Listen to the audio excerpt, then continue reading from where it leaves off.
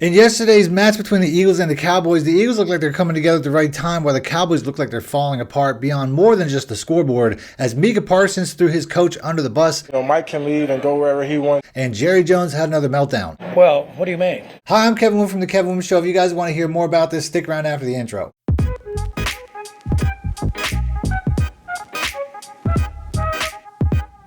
Hey, what's going on? I'm Kevin Woodman of The Kevin Woodman Show. If you're a fan of the Eagles or Cowboys, please think about hitting that subscribe button, because I do plan on covering these two teams pretty much year-round, as they're two of the better teams to cover in the NFL. I want to start off with the team that lost yesterday, though, because even more exciting than the action on the field for the Dallas Cowboys was the action off the field, with the interviews rolling, as it seemed like everybody was trying to throw somebody else under the bus here. What does today's performance tell you about Dak's role in this team and what he's been doing this season? Well, what do you mean? Given that you saw what the team looked like without Dak, how do you when you look at the difference, what do you think about Dak's role? I don't want to be sarcastic, but you got the same arithmetic I've got? We've won 3 games with Dak. Okay, so I'm just saying we weren't playing well with Dak at all. Excuse me? Do you think you would have been better offensively? Yes, absolutely. Yes.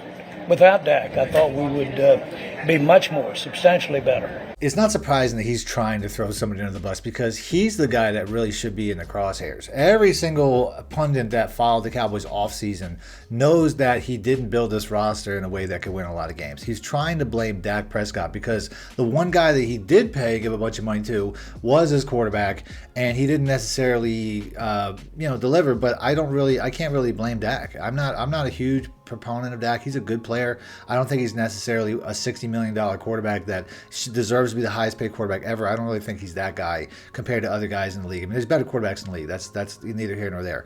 But he's trying to throw Dak under the bus because everybody's looking at him for putting together such a bad roster. From this past off season and building the team we're talking about today, which there was a lot of criticism that you guys didn't add, didn't spend, and don't add and don't spend, and are not aggressive enough with some of the problems that are still haunting the Cowboys today that we see play out on the field. That's the point of talking about the offseason. I remember those criticisms very well. Okay, so what? Or are they playing out to be accurate? What's your point? What's your point? My point is, it seems like Listen, let me tell you what I'll do. Let me tell you what I'll do about it. I will let us sit down and look at the decisions we've made over the last several years. Okay? I'll look at it. Now, if you think I'm interested on a damn phone call with you over a radio and sitting here and throwing all the good out with the dishwater, you have got to be smoking something over there this morning. I'm not. And I really don't, and I don't even want our listeners to listen to me, to talk about, this is not your job.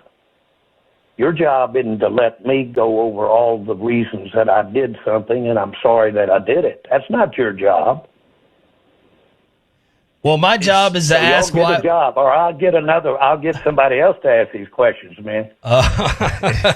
Now, the defense, not necessarily is his fault. There's a lot of injuries. You can't lose DeMarcus Lawrence. You can't lose Micah Parsons. You can't lose Deron Bland. There's a lot of really good, talented players that aren't on the field out there. So you can't foresee those injuries. But when it comes to the offensive side, you could foresee a lot of those issues. You could foresee that they didn't have a real running back, a real starting caliber running back, which is probably the reason that they're one of the worst rushing teams in the entire league.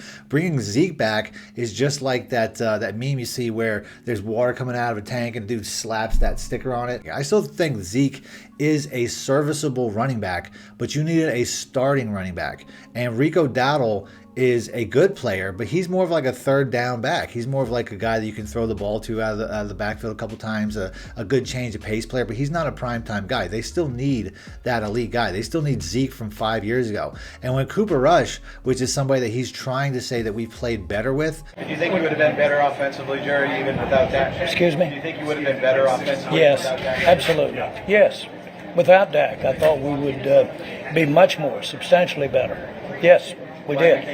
Because I don't know why we weren't, but I've seen us be better with Cooper at quarterback. That was the formula back then. They used to be a team with a dominant offensive line and a dominant running back and a dominant running game. And you could throw a lot of quarterbacks in that situation and they're going to succeed. But in this situation, you didn't give him any of those things. He doesn't have a dominant offensive line anymore. He doesn't have a dominant running game anymore. He doesn't have a dominant anything to lean on to basically open up the rest of the field. When you got to pack 8 in the box to stop Ezekiel Elliott and that amazing rushing attack that they were 5 years ago, it's going to open up one-on-ones outside and make it a lot easier. Well, if you watch that game, CeeDee Lamb, who's really the only real receiver that they have right now that can consistently get open on his own, they were bracketing him the entire game. He did a good job of stopping him, but it was also the fact that the Eagles defense coordinated around him. They were like, we're not going to let him stop us because he's the only guy out there that can really take this game over, and nobody else really was there that could complement. At the end of the day, this roster is Jerry's fault. The offensive line's not the lines of old because you didn't replace a lot of guys that left. You drafted some guys, but they're not going to play great right away. Tyler Guyton might be a great player one day, but you can't expect that guy. Everybody knew coming out of the draft that he was a raw prospect that needed time, and you're just plugging and playing him, which most people wouldn't do because he's not that type of prospect. He's not physically built to be a starting left tackle right now, for one thing. He needs a couple of years of growth and development. Jerry Jones wasn't the only person throwing somebody under the bus, as Micah Parsons was asked about his coach in Mike McCarthy, and his answer was pretty much, see you later. Mike's on the final year of his contract, so outside there's of course going to be questions. What's the sentiment inside the locker room, and what do you tell people who are wondering about whether McCarthy will be your coach next year? You know, that's above my pay grade about if Mike is coaching again next year. But, you know, all coaching aside, coaching, you know, Mike can leave and go wherever he wants. But guys, I kind of feel bad for guys like Zach Martin and guys who might be on their last year or on their way out, you know, because that's who I wanted to hold the trophy for. You know, you want to win games and do great things with those type of legends who put in more time and work than Mike McCarthy ever did. So now, both of these things seem like they could be taken out of context a little bit. I don't know if you really think that Jerry thought that the offense would be better without Dak Prescott. I mean, I know, like I say, he wants to throw him under the bus and he wants more out of him. But if he really thinks that they're better with Cooper Rush, why'd you pay Dak $60 million? That makes no sense. As far as Micah Parsons is concerned, I don't know if he's saying that. I mean, he might just be trying to say that he's more concerned about the players that are leaving than the actual coaches. But it's just not a good look. I mean, all this is not a good look. Was it last week, I think, against the Falcons, Dak was shown on the sideline saying that. And now you have another team leader for the defense basically just throwing his hands up. I mean, the Cowboys are they're just in the entire situation looks like it's falling apart. So I'm going to go ahead and end the video there. If you guys want to see more videos, I'm going to have one popping up on screen, one that I made recently about the trade deadline where the Cowboys did make a move if you guys didn't see it, because a lot of people didn't see it since it wasn't a very big move. But if you want to check that out, just click the link. And until next time, thanks for watching.